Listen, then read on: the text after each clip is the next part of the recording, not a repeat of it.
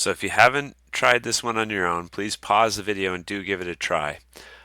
If you need a hint to get you started, you need the product rule here. Derivative of the first times the second kept the same, plus the first times the derivative of the second. Okay? And then here, this is everything to the 1/2 power, but just don't forget to use the chain rule when you're done. Okay? So have you paused it? Have you tried it? Because the algebra is so fun at the end of this one. You're never going to play Halo again. We have x times sine times inverse sine of x. Okay, so I can take a derivative of the first term times the second term kept the same, plus the first term. I shouldn't be saying term. I should be saying function.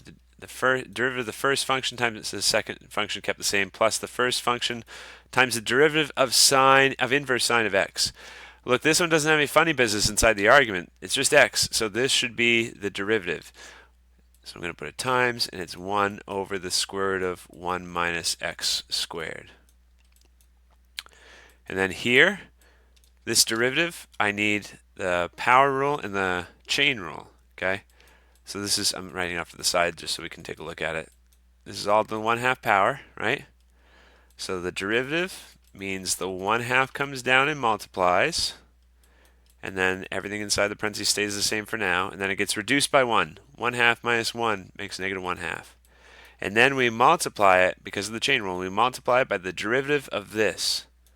Okay, so the derivative of 1 minus x squared is negative 2x.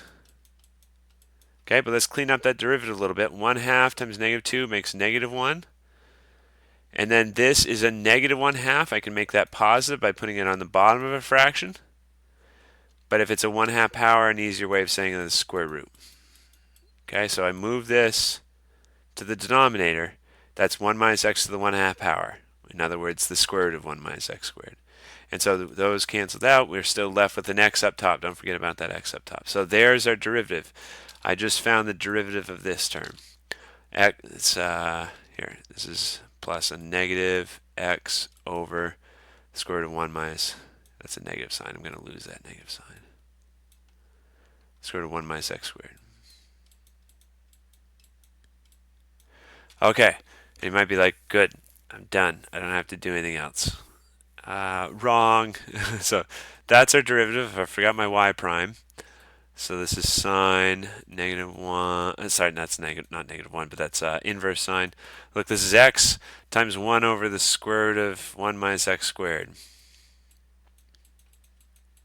But look, this is the same thing except it's negative. So this term and this term cancel out. So you're left with inverse sine of x.